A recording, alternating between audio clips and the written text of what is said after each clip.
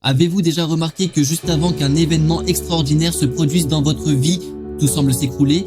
Les épreuves deviennent plus lourdes, le chemin devient plus dur, et soudain vous commencez à douter. Est-ce vraiment le bon chemin? Est-ce que je ne me suis pas trompé? Mais écoutez bien ceci, ce n'est pas le moment d'abandonner, c'est le moment de reconnaître que Dieu est en train de vous préparer pour quelque chose de grand. Parce qu'avant de vous bénir, Dieu vous prépare. Et la préparation n'étant pas toujours confortable, il va secouer les choses, il va enlever ce qui n'a plus sa place, il va raffiner votre foi et mettre votre patience à l'épreuve. Pourquoi? Parce que la bénédiction qui arrive est trop grande pour l'ancienne version de vous. Vous avez demandé à Dieu de grandes choses, mais les grandes choses exigent une version plus forte, plus sage et plus disciplinée de vous. Alors, si vous ressentez de la pression en ce moment, si vous traversez des épreuves incompréhensibles, ne croyez pas que c'est une punition, c'est la preuve que vous êtes proche de votre percée. Voyez-vous, l'ennemi ne perd pas son temps à attaquer ceux qui ne représentent pas une menace. Si vous n'étiez pas sur le point de franchir une nouvelle dimension, vous ne seriez pas sous ce feu. La pression n'est pas le signe d'un échec, c'est le signe que vous êtes proche de votre destinée. Regardez David, avant de devenir roi, il a été pourchassé comme un criminel. Regardez Joseph, avant de gouverner l'Égypte, il a été trahi par ses frères et jeté en prison. Et regardez Jésus, avant de ressusciter, il a été crucifié. Le chemin vers la grandeur est toujours parsemé d'épreuves.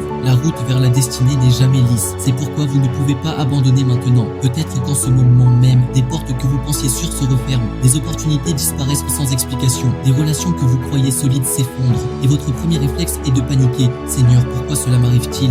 Mais laissez-moi vous dire ceci, les portes fermées font autant partie du plan de Dieu que les portes ouvertes. Une porte fermée, ce n'est pas un rejet, c'est une redirection. C'est Dieu qui dit, ce n'est pas là que je veux t'emmener, j'ai mieux pour toi. Il ferme les chemins qui vous auraient piégé, il coupe les relations qui vous auraient retenu, il retire ce qui aurait ralenti votre marche. Et oui, ça fait mal, perdre des personnes fait mal, voir ses projets s'effondrer fait mal. Mais si vos mains restent accrochées à ce que vous avez perdu, comment pourriez-vous recevoir le nouveau que Dieu veut vous donner? Dieu enlève pour mieux remplir, il ferme des portes pour ouvrir des espaces. Chaque perte prépare un plus grand gain et parfois il ne vous laisse même plus être à l'aise. Vous l'avez déjà ressenti, ce malaise intérieur, ce sentiment que quelque chose ne va pas, même si extérieurement rien n'a changé? Ce n'est pas du hasard, c'est Dieu qui vous parle.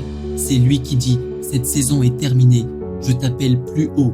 Et quand ce malaise arrive, vous avez un choix. Soit vous l'ignorez et vous restez dans un endroit où vous n'êtes plus censé être. Soit vous lui faites confiance et vous avancez vers la nouvelle saison. Oui, c'est inconfortable. Oui, c'est exigeant. Mais toute croissance l'est. Et voici la bonne nouvelle. Dieu ne se contente pas de vous bousculer, il vous confirme. Il envoie des signes, des messages répétés, une chanson qui parle directement à votre cœur, une parole inattendue, ou même une paix profonde en plein chaos. Ce ne sont pas des coïncidences, ce sont des confirmations. Dieu dit, je bouge, ouvre les yeux. Mais écoutez, vous devez être attentif, vous devez répondre. Parce que lorsque Dieu ouvre une porte, elle ne ressemble pas toujours à ce que vous imaginiez. Parfois, la bénédiction vous demande de sortir de votre zone de confort, de prendre un risque, de faire confiance comme jamais auparavant. Et c'est là le test. Aurez-vous le courage de franchir la porte même dans l'incertitude? Aurez-vous la foi de dire oui alors que tout semble flou?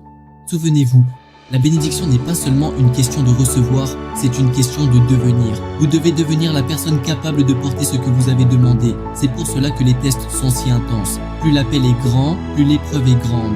Plus la bénédiction est grande, plus l'opposition est forte. Vous n'êtes pas attaqué parce que vous perdez, vous êtes attaqué parce que vous gagnez. Vous n'êtes pas testé parce que vous êtes faible, vous êtes testé parce que vous êtes plus fort que vous ne le pensez. Alors n'abandonnez pas, ne vous effondrez pas, ne laissez pas la peur vous voler votre avenir.